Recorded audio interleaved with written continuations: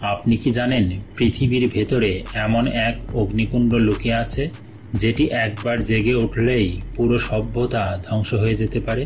হ্যাঁ, এটাই আগ্নেয়গিরি। কেউ একে বলে প্রকৃতির রোষ, আবার কেউ বলে পৃথিবীর শ্বাস প্রশ্বাস। আজ আমরা জানব আগ্নেয়গিরি আসলে কিভাবে সৃষ্টি হয়, ইতিহাসে কোন কোন ভয়ঙ্কর অগ্ন্যুৎপাত পৃথিবীকে কাঁপিয়ে দিয়েছে, আর বর্তমানে কোন কোন আগ্নেয়গিরি এখনও আমাদের জন্য বড় হুমকি হয়ে আছে। আমাদের পৃথিবীর নিচে রয়েছে তরল ম্যাগমা আর গলিত শিলা।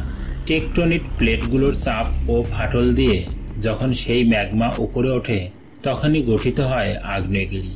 যখন চাপ এতটাই বেড়ে যায় যে পৃথিবী আর ধরে রাখতে পারে না, তখন ঘটে ভয়ঙ্কর অগ্ন্যুৎপাত। ম্যাগমা, গ্যাস আর ছাই একসাথে আকাশে উঠে তৈরি করে আগুনের পাহাড়। চলুন দেখে আসি পৃথিবীর ইতিহাস।